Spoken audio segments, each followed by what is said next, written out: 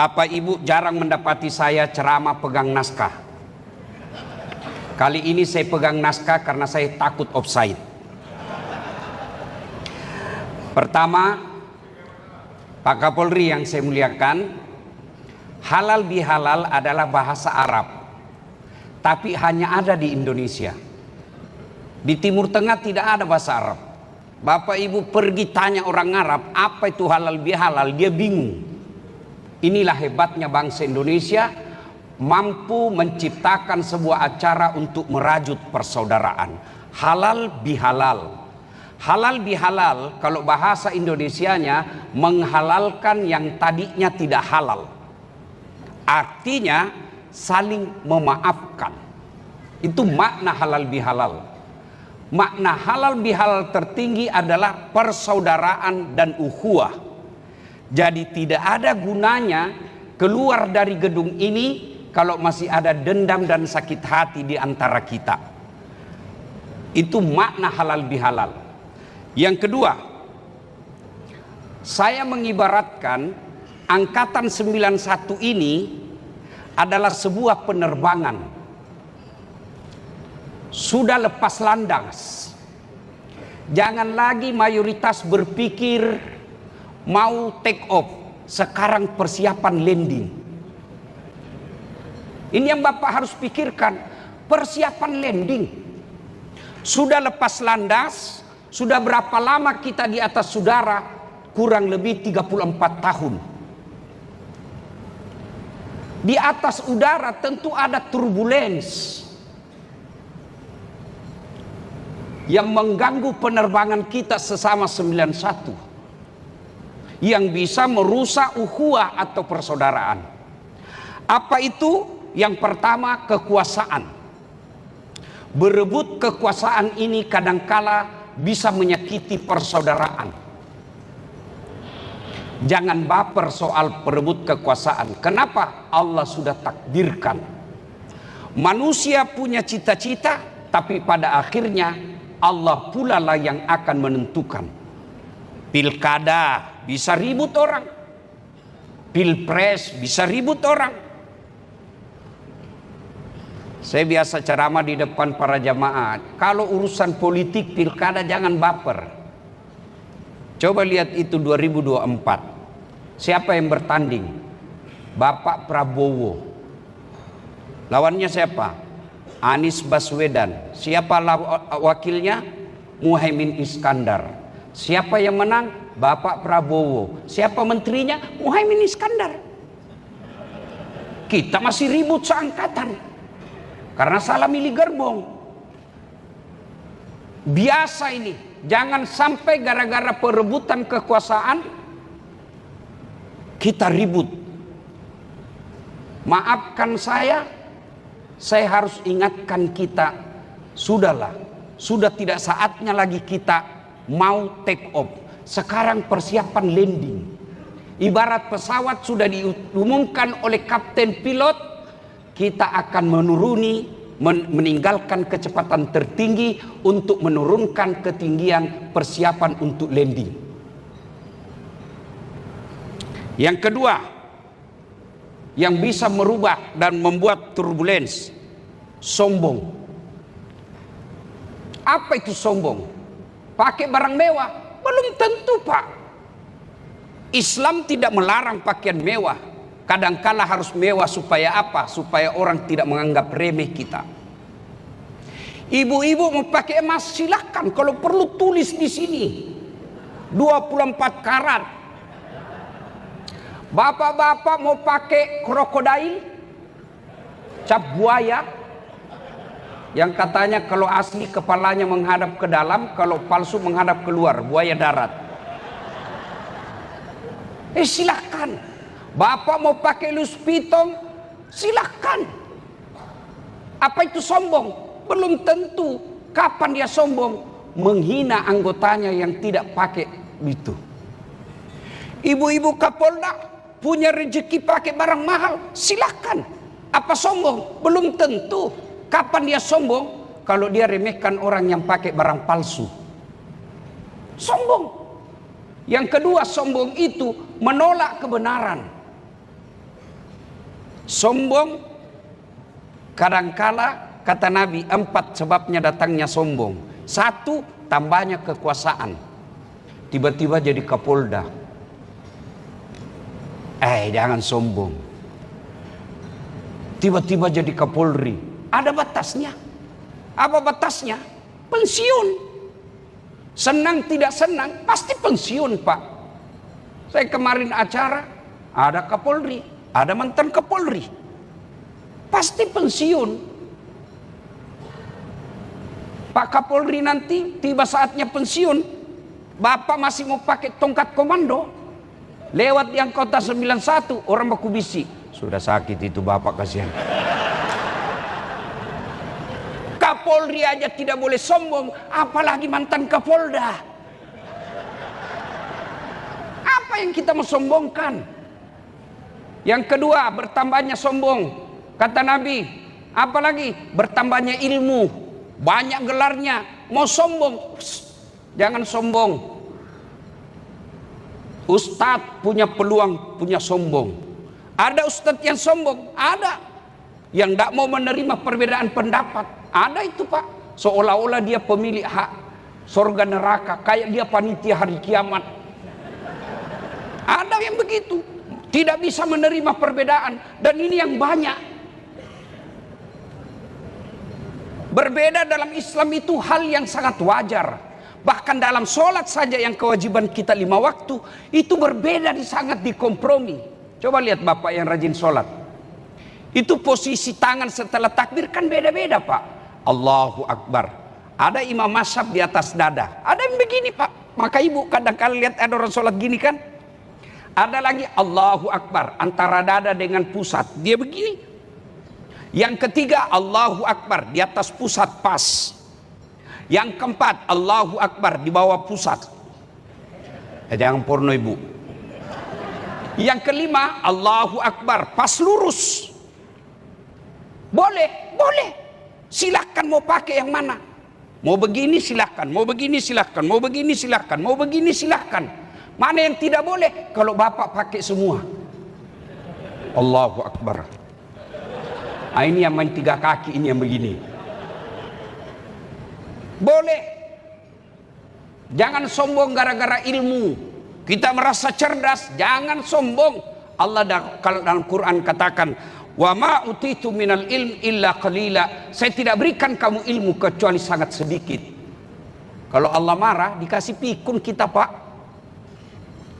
Ada pernah saya dengar ini cerita, wallahu alam benar atau tidak, banyak sekali gelarnya, Pak.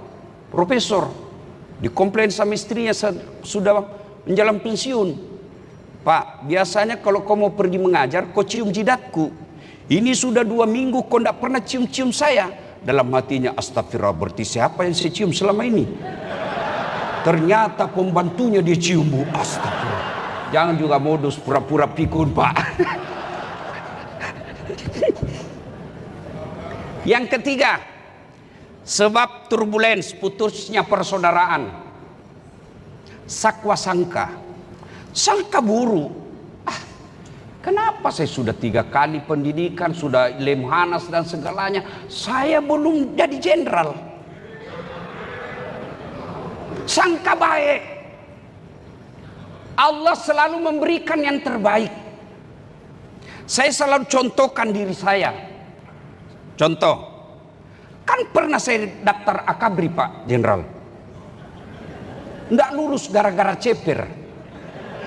Saya waktu itu komplain sama Tuhan. Kenapa kau lahirkan saya dalam keadaan pendek? Kau tidak rugi jadi Tuhan kalau saya lulus akabri. Ternyata saya lulus pakai baret putih, jadi ulama. Karena jadi ulama, mulai dari baret merah sampai baret hitam, saya ceramai kau semua.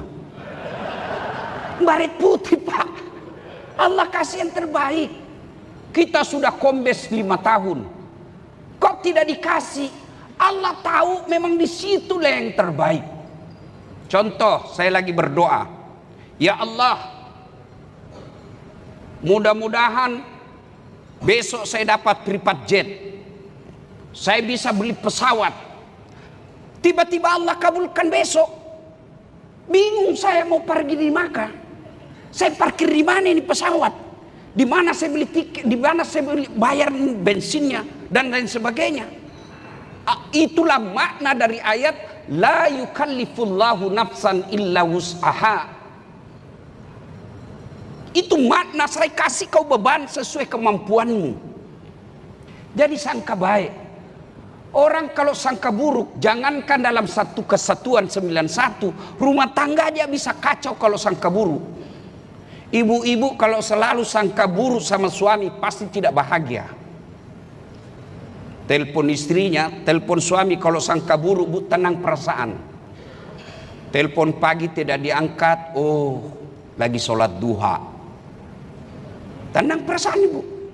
Telepon lagi siang tidak diangkat, oh lagi berjamaah di masjid. Telepon lagi jam 3 sore belum juga diangkat, oh dilupa HP-nya. Begitu masuk WhatsApp, saya lihat suamimu bonceng cewek cantik betul, oh berarti lagi nge-grab. Enak perasaan kan bu. Orang kalau sangka baik enak perasaan. Ya. Kita berpapasan sesama angkatan 91 dalam sebuah acara pengantin. Kok tidak disapa? Oh, berarti habis operasi matanya. Sangka baik. Orang yang selalu sangka baik, insya Allah banyak temannya. Sebaliknya, sangka buruk akan merusak persahabatan. Wallahu a'lam, ini cerita saja saya dengar bu. 5 tahun suami istri tidak punya anak. Tahun ke-6 dia periksa ke dokter. Dokter katakan, ibu alhamdulillah ibu sudah hamil, sudah terlambat 2 bulan. Dia telepon suaminya, Pak alhamdulillah saya sudah terlambat 2 bulan. Senang suaminya. Bu jangan cerita ya, ini rahasia bersama. Baik pak, tidak akan bocor. Beberapa hari kemudian datang petugas PLN. Assalamualaikum. Kata istrinya, waalaikumsalam. Siapa ya? PLN. Kenapa pak? Ibu terlambat 2 bulan. Kata istrinya, loh kok bisa bocor ini? Langsung dicurigai suaminya. Pasti lagi ini bapak ini. Sudah dikatakan rahasia bersama, dia yang bocorkan. Datang suaminya, assalamualaikum sayang. Apa sayang-sayang? Memang kau pembohong. Apa maksudnya? Kenapa PLN tahu saya terlambat 2 bulan? Pasti kau yang bocorkan. Marah suaminya, dia pergi ke PLN. Ada apa kau tahu istri saya terlambat 2 bulan? Kata PLN, ada catatannya pak. Untuk apa kau catat-catat? Hapus itu. Boleh dihapus, tapi bapak harus bayar dulu. Kalau saya tidak mau bayar, ya terpaksa punyanya bapak diputus.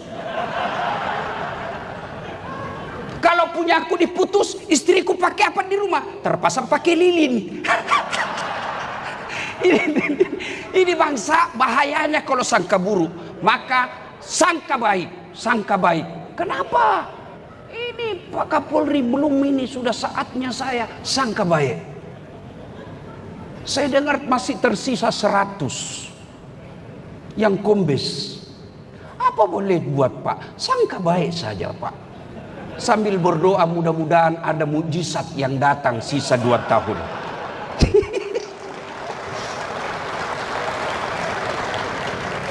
Bapak saudara-saudara sekalian, karena waktu terbatas. Nah, itu sekarang sebelum landing. Sebelum landing turun, sebelum pensiun, apa yang perlu supaya kita baik ini kembali 91? Yang pertama, saling memaafkan. Mungkin ada pernah disakiti perasaannya, saling memaafkan. Bagaimana cara saling memaafkan? Tidak cocok itu hanya dengan WhatsApp. Biasanya tradisi kita orang Islam di grup WhatsApp, minal aidin wal faizin, mohon maaf lahir dan batin, takabbalallahu minna wa minkum. Hihihi. Dia tulis itu, bahkan kadang-kadang stiker saja dia kirim. Tidak boleh begitu. Adabnya orang berminta maaf, berhalal bihalal bahasa kita Indonesia. 1, jabat tangannya. Bagaimana kalau dia perempuan Ustadz? Tidak boleh. Makanya saya kalau adik-adik mahasiswa saya yang saya ajar di Unhas, saya tidak mau jabat tangan bu, saya begini saja. Kenapa? Dia cantik, dia masih muda. Masa Ustadz nafsu? Iya, saya juga manusia biasa.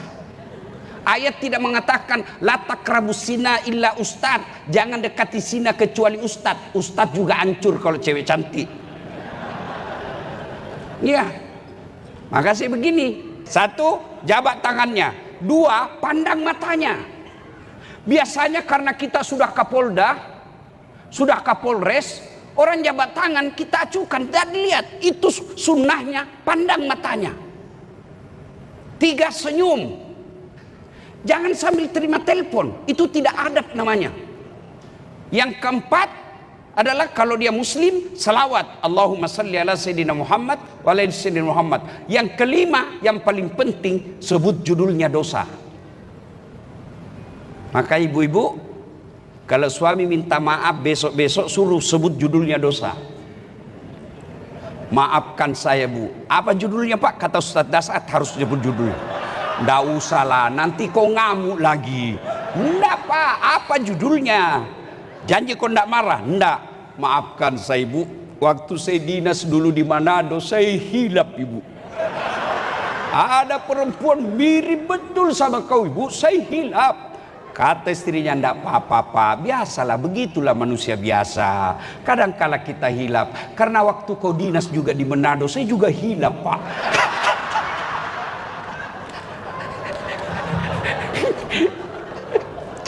Mohon maaf ya, tidak ada dalam Quran perintah, dengar, tidak ada dalam Quran perintah meminta maaf. Yang ada adalah maafkan, beri maaf.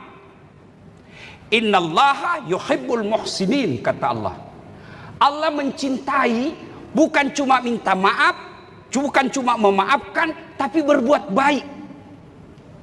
Minta maaf sebelum landing pak, sebelum bapak pensiun, jangan sampai pensiun meninggalkan luka dendam. Maka minta maaf. Apalagi hari ini belum tentu kita bisa kumpul lagi seperti ini. Kenapa kita bisa kumpul dan mewah seperti ini? Karena Angkatan 91 adalah Kapolri.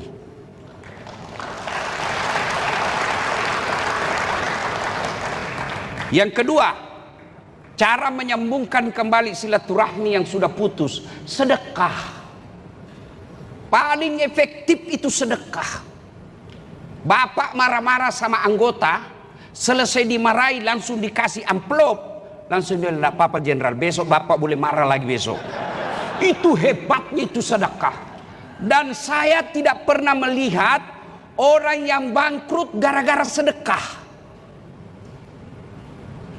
Tidak pernah saya mendengar haji itu bangkrut gara-gara sedekah.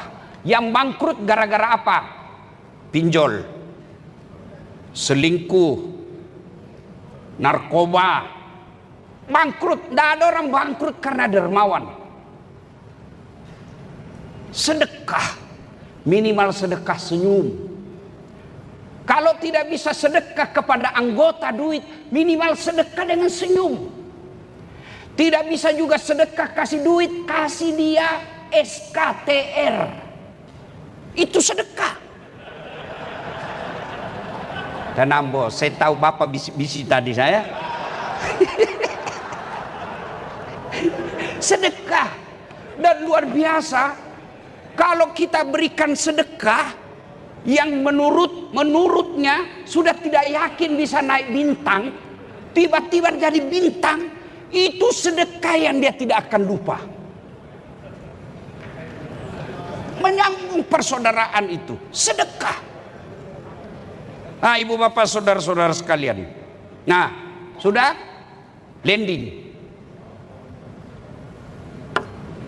Kurang lebih paling lama kita di sini mungkin tidak ada yang 4 tahun pensiun. Paling lama mungkin 3 tahun. Landinglah kita pensiun. Begitu pensiun, pertama bapak yang harus bapak muliakan istri.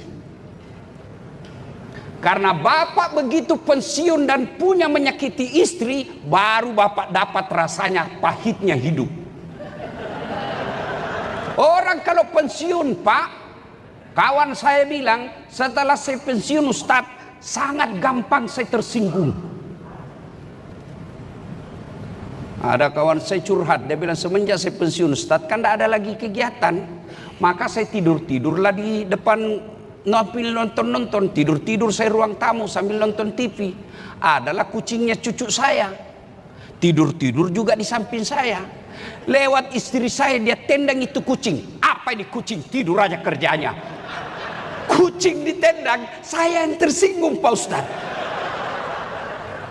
Maka Bapak kalau tidak baik-baik sebelum pensiun, ini bahaya ini Pak. Oh, sampai ada yang bilang, sebelum ini waktu saya aktif kau hormat betul sama saya. Sekarang apapun saya bikin kau marah, racun aja saya sekalian supaya saya cepat mati.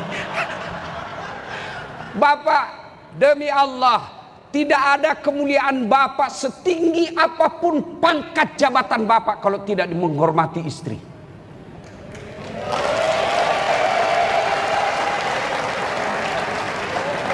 Lihat ini para jenderal di depan kita, tempat saya duduk. Jenderal penuh 4 bintang sampai bintang 3. Saya yakin sepenuh hati beliau bisa jenderal karena istri yang mendukung. Maka sebelum pensiun Pak, kasih hadiah istri. Itu perempuan kalau mau Bapak dapati romantis dan sayangnya 2 saja rahasianya. 1, puji dia. 2, kasih hadiah. Tuh. Maka sebelum pensiun kasih hadiah yang terbaik. Ibu tidak percaya Bapak, coba saya tanya.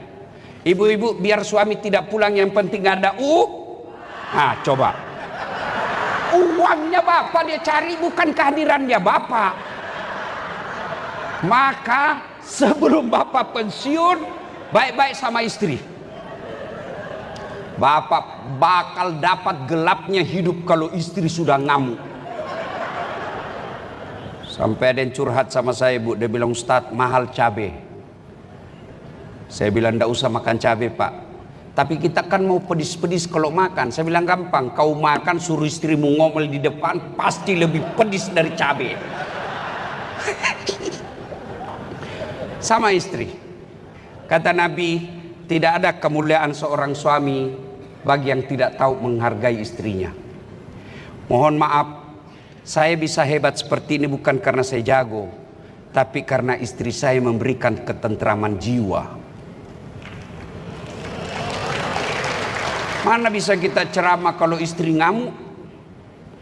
Begitu 10 menit sebelum saya tampil, istri saya menelpon, pulang kau. Tunggu dulu, pulang. Kenapa? Kesetrum anakmu. Itulah hebatnya istri. Bapak bisa kerja jadi polsek, jadi kapolres, jadi kapolda, sampai jadi kapolri karena istri memberikan ketentraman jiwa. Mana bisa kita baik Pak? Makanya jangan sakiti hati perempuan. Begitu Bapak pensiun, dia bakal balas dendam Pak. Percaya.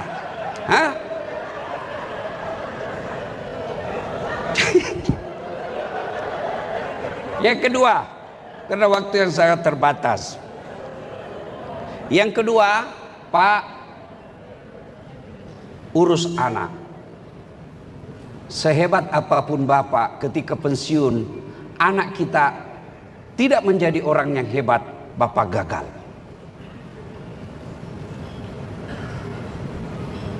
Ibu-ibu juga begitu.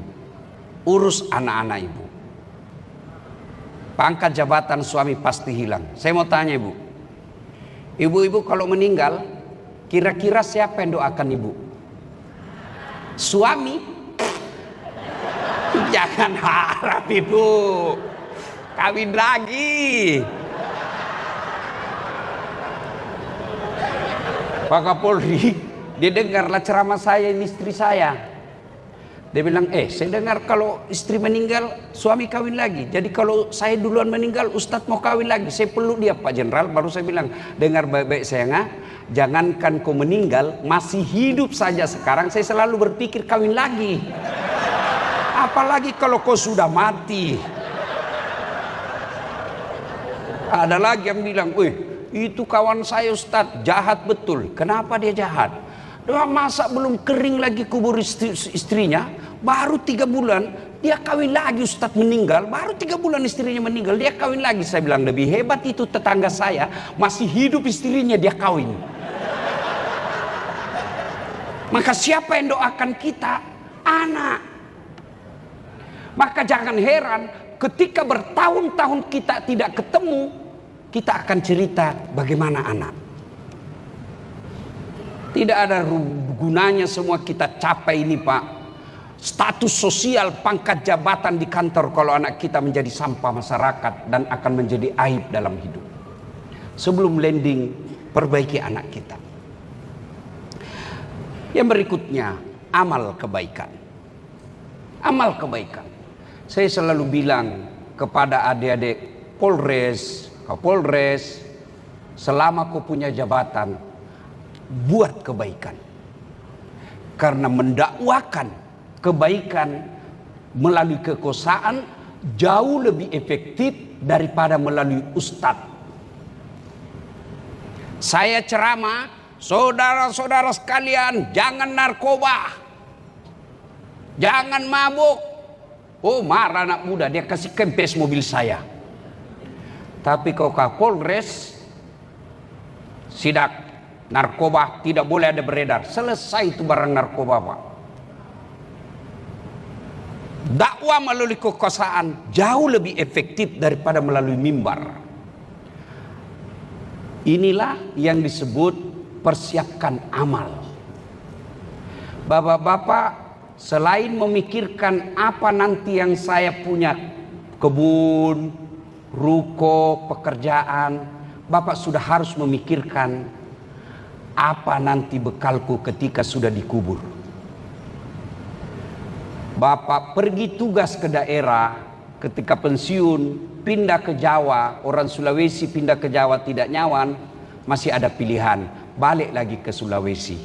Tapi begitu masuk kubur, tidak ada pilihan kecuali amal yang telah kita tanam. Ibu bapak saudara-saudara sekalian, berikutnya, kesempatan ini Pak Kapolri, saya mengucapkan terima kasih yang setinggi-tingginya, sebab Bapak telah mengutus 3 Kapolda 91 di daerah saya Sulawesi Selatan. Bapak Haji Andi Rian Jayadi, kemudian Bapak Irjen Pol Merdi Syam yang insya Allah ulang tahun besok. Hari ini. Pak Kapolri ulang tahun besok. Saya menyampaikan sebelum saya lupa Pak, selamat ulang tahun. Mudah-mudahan Bapak panjang umur, sehat walafiat, dan disayang istri. Kemudian ucapan terima kasih pula yang ketiga Pak Yudiawan, 3 Angkatan 91 menjadi Kapolda di Sulawesi Selatan, 4, dan ada pula putra Sulawesi Selatan yang menjadi jenderal, diantaranya Bapak Pak Fadil Imran dan Bapak Andi Rian Jayadi. Mudah-mudahan kebaikan ini semua menjadi amal kebaikan. Saya pada posisi ini juga, makanya waktu saya diminta acara meskipun bergeser-geser, saya tetap siap. Saya ingin menyampaikan terima kasih Pak, karena saya selalu diberi ruang untuk ceramah di Kepolisian Republik Indonesia.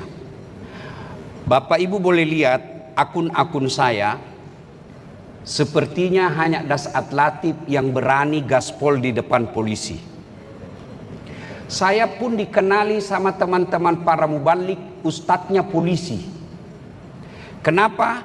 Karena saya bilang saya mau mengajak polisi masuk surga. Kenapa Ustadz? Karena saya bisa dakwah dari Sabang sampai Merauke aman terkendali karena dijaga Kantipmasnya oleh polisi Republik Indonesia. Saya selalu bilang, mana bisa kau ceramah kalau tidak ada polisi mengamankan acara kita. Macet jalan, saya sudah baca surah Yasin 2 kali hatam, tidak goyang-goyang mobil saya. Tapi begitu datang polisi lalu lintas, jalan. Kalaupun ada teman-teman polisi yang tidak selayaknya, itulah manusia biasa. Jangankan polisi, ulama dan ustadz pun ada yang hilaf. Maka ini menjadi tugas kita semua untuk tetap menjadi yang terbaik dengan posisi dan jabatan yang kita miliki. Bapak, Ibu, saudara-saudara sekalian, pada akhirnya saya ingin menyampaikan sebuah firman Allah. Wa'tasimu bihablillahi jami'an wa la tafarraqu. Berpegang teguhlah engkau kepada tali persaudaraan agama Allah dan janganlah engkau bercerai-berai. Bahkan Rasulullah menjelaskan, umatku itu seperti badan ini, satu sakit yang lain ikut merasakan. Kita lihat Bapak Ibu, tangan kiri gatal tanpa diundang kanan yang garuk. Tangan kanan gatal tanpa disuruh kiri yang garuk. Gatal dua-duanya kerjasama. Begitu mestinya kita angkatan 91. Kerjasama. Ada anak muda jalan-jalan malam hari, tak hantu kakinya. Kaki yang tak hantu, seluruh tubuh ikut merasakan sakit. Apa yang pertama? Tak hantu, duk. Apa pertama bereaksi? Mulut. Sakit. Padahal kaki yang tak hantu. Yang berikutnya mata mencari. Yang berikutnya berpartisipasi, tangan mengusap. Yang berikutnya mulut meniup. Padahal kaki yang bermasalah. Tidak ada orang tak hantu kakinya tak. Jalan kau, siapa suruh kau jalan malam-malam? Jalan kau. Begitu mestinya 91. Kalau ada yang pensiun dan masih aktif, silahkan ayomi yang pensiun, dan yang aktif berikanlah bantuan sedikit kepada yang pensiun. Itulah yang disebut persaudaraan, satu tubuh kita. Bapak, Ibu, saudara-saudara sekalian, inilah saja tausiah kita pada taklim kita kali ini. Mudah-mudahan ada manfaat. Sekali lagi saya atas nama pribadi mengucapkan kepada Bapak Kapolri yang memberikan saya selalu ruang berbicara di depan Polisi Republik Indonesia. Karena saya yakin kalau Bapak sudah tidak setuju ceramah saya, pasti saya tidak beredar di Polri. Alhamdulillah, meskipun kita berbeda keyakinan, tapi tidak menjadi masalah, tidak menjadi alasan untuk tidak berpastabikul khairat, berlomba-lomba dalam kebaikan. Terima kasih. Usikum wa nafsi bitaqwallah. Sebelum kita akhiri, mari kita kirimkan suratul Fatihah kepada Rasulullah Muhammad SAW. Khasiat dan keutamannya kita ikhlaskan kepada teman-teman kita angkatan 91 yang telah arwah.